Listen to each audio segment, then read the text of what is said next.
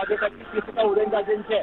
मात्र या स्वागतानंतर उदयनराजे काय बोलतात, माध्यमांना काय प्रतिक्रिया देतात किंवा आतापर्यंत जे घडलं त्याच्याविषयी उदयनराजे काय बोलतायत का, हे पाहणं खरं महत्वाचं असणार आहे. सातारकरांचं आणि राज्याचं लक्ष उदयनराजे काय बोलतील याकडे लागून राहिलेलं आहे. मात्र खरं पाहायचं झालं तर आपण ऐकूयात उदयनराजे भोसले काय म्हणतात ते.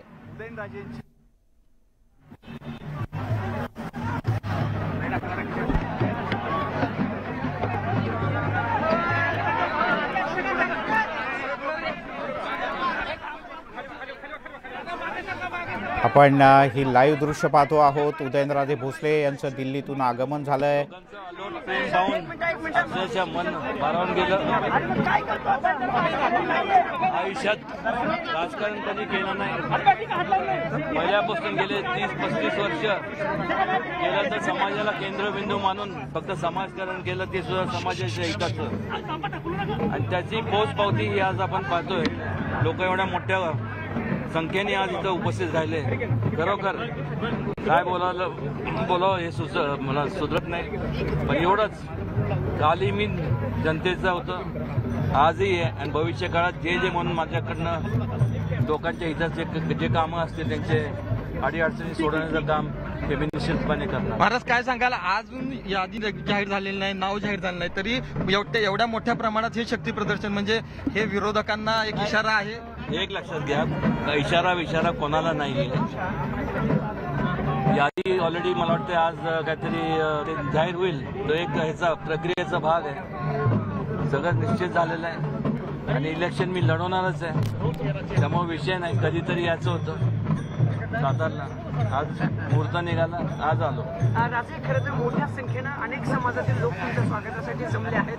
भारावून येतं असं स्वागत करणं बघताना आभार जेवढे मानावे तेवढे थोडेच. प्रचाराची सुरुवात म्हणायचं का? प्रचाराची सुरुवात, कारण दिल्ली दौऱ्यानंतर पहिल्यांदाच सातारा येतात. नाही, याच्या अगोदर सुद्धा माझे दौरे चालूच होते. मधल्या काळात जरा दिल्लीला जावं लागलं आणि नेहमी ज्या बातम्या येत होत्या की ताटकळत ठेवलं, असं काही नाही. आज केवळ सातारा आपलं महाराष्ट्राचं इलेक्शन नाही, संपूर्ण देशभरात संपूर्ण सगळीकडे इलेक्शन चालू आहेत. त्यामुळे वेगवेगळ्या राज्यातले पहिल्या टप्प्यातले, दुसऱ्या टप्प्यातले, तिसऱ्या टप्प्यातले जे काय टप्पे आहेत, त्यामुळे पहिल्या टप्प्यातल्या अनेक ठिकाणी जे तेढ जे निर्माण झाले होते वेगवेगळ्या पक्षांमध्ये, महायुतीमध्ये जो तेढ निर्माण झाला होता ते सोडवण्याचं काम झालेलं आहे.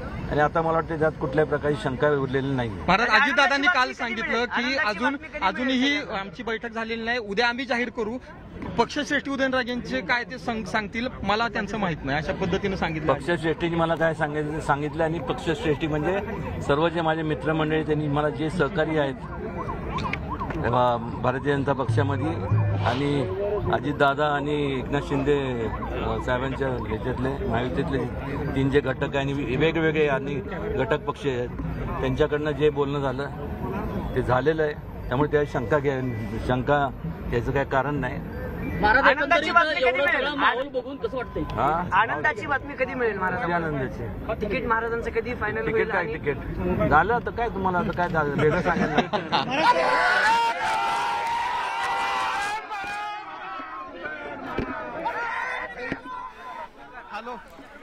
त्यामुळे उदयन महाराज असं म्हणून सातारकर त्यांना आवर्जून हाक मारत असतात. पण उदयनराजे भोसले यांनी म्हटलंय की समाज आणि सर्वसामान्य माणूस यालाच मध्यवर्ती धरून कायम काम करत आलो, यापुढेही काम करत राहणार. तिकीट झालंय की आता काय जाहीर करायचं राहिलं आहे, असं खास त्यांच्या स्टाईलनं उदयनराजेंनी म्हटलंय.